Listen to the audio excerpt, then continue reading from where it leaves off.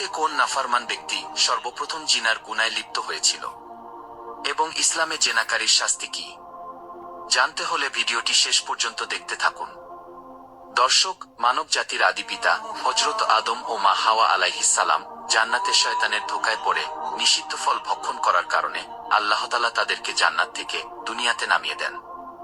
অতঃপর আল্লাহ তাআলার আদেশেই বাবা আদম এবং মা হাওয়া মানবজাতির বংশবিস্তারে সন্তান জন্ম দিতে থাকেন। হযরত মা হাওয়া আলাইহিস সালাম একসঙ্গে জোড়ায় জোড়ায় একটি পুত্র ও একটি কন্যা সন্তান যমজভাবে জন্ম দিতেন। এভাবে তিনি 40 জোড়া সন্তান জন্ম দিয়েছেন। তৎকালীন আল্লাহর বিধান অনুযায়ী প্রথমবারের পুত্রের সাথে দ্বিতীয়বারের কন্যা এবং দ্বিতীয়বারের পুত্রের সাথে প্রথমবারের কন্যার বিবাহ হতো। তখনকার শরিয়াত অনুযায়ী এইরূপ বিবাহ দরকার ছিল, কারণ তখন হযরত আদম এবং মা হাওয়া ছাড়া পৃথিবীতে আর কোনো মানবী ছিল না। তাদের পুত্র ও কন্যা সকলেই ভাই বোন, কাজেই ভাই বোনদের মধ্যে বিবাহ না হলে তারা সকলেই অবিবাহিত থেকে যেত, ফলে পৃথিবীতে আর বংশবৃদ্ধি হতো না। তাই বাবা আদম ও মা হাওয়া আলাইহিস সালামের প্রথম 2 জোড়া সন্তান যথা হাবিল ও লিউজা এবং কাবিল ও আকলিমা ভূমিষ্ঠ হল। শরিয়াত অনুযায়ী প্রথম তরফার ছেলে হাবিলের সাথে দ্বিতীয় তরফার মেয়ে আকলিমার বিয়ে এবং দ্বিতীয় তরফার ছেলে কাবিলের সাথে প্রথম তরফার মেয়ে লিউজার বিবাহ স্থির হল।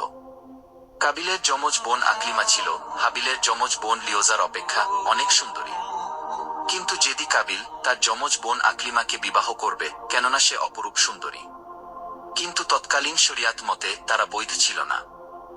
হযরত আদম আলাইহিস সালাম তার ছেলে কাবিলকে বুঝাতে লাগলেন, কিন্তু কাবিল তার সিদ্ধান্তে অনড়, বাবার নির্দেশনা আমলে নিল না।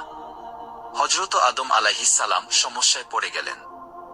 এমন সময় আল্লাহর নিকট হতে আদেশ আসলো, হাবিল ও কাবিল উভয়কে আল্লাহর রাস্তায় কুরবানি করতে হবে। যার কুরবানি আল্লাহর দরবারে গৃহীত হবে সেই আকলিমাকে বিবাহ করবে। কাবিল নিজে কৃষি কাজ করত, ফলে সে কিছু গম ও তরকারি আল্লাহর নামে উৎসর্গ করল। আর হাবিল মেষ চড়াত, তাই মোটাসোটা একটি মেষ আল্লাহর নামে উৎসর্গ করতে তারা দুজনে একটি পাহাড়ের চূড়ায় রেখে আসলো। লক্ষণীয় হলো, কৃষিকাজ ও পশুপালন এটা পৃথিবীর সূচনা কাল থেকেই চলে আসছে। আল্লাহ তাআলা পৃথিবী আবাদ করতে দরকারি সকল জ্ঞান নবীদের মাধ্যমে মানব জাতিকে শিখিয়েছেন। অথচ আমরা মানব জাতি কল্পনাপ্রসূত ভুল ইতিহাস পড়ে থাকি, আদিম মানুষ নাকি কোনো কৃষি কাজেই জানত না। অথচ বাস্তব সত্য, ইতিহাস তার বিপরীত। সুতরাং হাবিল ও কাবিল দুজনের কুরবানি পাহাড়ে জমা রাখা হলো।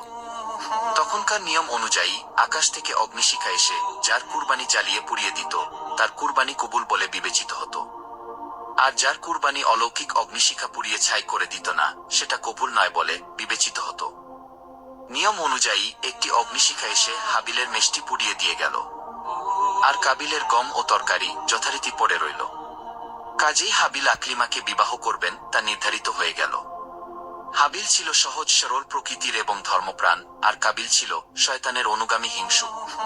কাবিলের কুরবানি গৃহীত না হওয়ায় তার মনে হিংসা উদ্বেগ হল।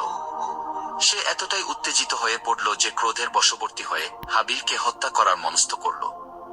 কুরআনে আল্লাহ তাআলা ইরশাদ করেছেন, অতঃপর তার অন্তর তাকে তার ভাইকে হত্যার প্রতি উদ্বুদ্ধ করল এবং সে তাকে হত্যা করল, ফলে সে ক্ষতিগ্রস্তদের অন্তর্ভুক্ত হয়ে গেল। আর এটাই ছিল পৃথিবীর ইতিহাসের সর্বপ্রথম মানব হত্যা। হাবিলকে হত্যার পর কাবিলের মনে ভয় হতে লাগলো যে পিতা জানতে পারলে ইহার কঠিন বিচার হবে। তাই হাবিলের মৃতদেহ কি করা যায় বা তার লাশ লুকিয়ে রাখা যায় কিনা চিন্তা করতে লাগলো। সুপ্রিয় দর্শক, আজও হত্যাকারীরা কাবিলের মতোই কুচিন্তা করে থাকে। বর্ণিত আছে, কাবিল তার ভাই হাবিলের লাশ 7 দিন পর্যন্ত কাঁধে বহন করে বিভিন্ন জায়গায় ঘুরতে থাকে, কিন্তু কি করবে কিছুই বুঝে উঠতে পারছিল না। এই পরিস্থিতিতে কাবিল দেখতে পেল 2টি কাক মারামারি করতে করতে একটি অপরটিকে মেরে ফেলল। তারপর জীবিত কাকটি তার ঠোঁট দ্বারা মাটি খুঁড়ে গর্ত করে মৃত কাকটিকে ওই গর্তের মধ্যে পুঁতে উপরে মাটি দিয়ে সমানভাবে ঢেকে উড়ে চলে গেল। কাবিল ব্যাপারটি মনোযোগ সহকারে প্রত্যক্ষ করল আর ভাবল, আমি যদি কাকের ন্যায় করি সেটা তো ভালোই হয়, আমার একটা কাকের সমান বুদ্ধিও নেই। অতঃপর সে কাকের প্রদর্শিত নিয়মে মাটি খুঁড়ে হাবিলের লাশ মাটির নিচে পুঁতে রেখে চলে গেল। আল্লাহ তাআলা বলেন, অতঃপর আল্লাহ তাআলা এমন একটি কাক প্রেরণ করলেন, সে মাটি খনন করেছিল যাতে তাকে শিক্ষা দেয় যে আপন ভ্রাতার মৃতদেহ কিভাবে আবিত করতে হবে। মাটিতে পুঁতে রাখার পর কাবিল বলল, আফসোস, আমি কি এই কাকের সমতুল্য হতে পারলাম না যে আপন ব্রাদার মৃতদেহ মাটি দ্বারা ঢেকে দেয়। অতঃপর সে অনুতাপ করতে লাগল। অতঃপর কাবিল উক্ত নিয়মে নিজ ভ্রাতার লাশ গোপন করে ফেলল এবং সে নিজে খুবই লজ্জিত হয়ে গেল। পাপিষ্ঠ কাবিল বাড়িতে ফিরে এসে তার বোন আকলিমাকে নিয়ে বাড়ি থেকে পালিয়ে গেল। এদিকে বাবা আদম আলাইহিসসালাম হাবিলের মৃত্যুর খবর পেয়ে ভীষণভাবে দুঃখ পেলেন।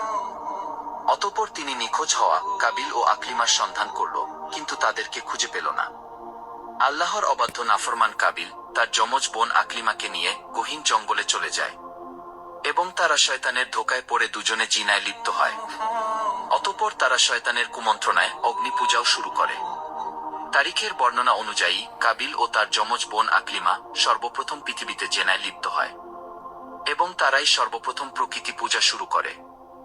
এদিকে হযরত আদম আলাইহিসসালাম দীর্ঘদিন কান্নাকাটি করেন।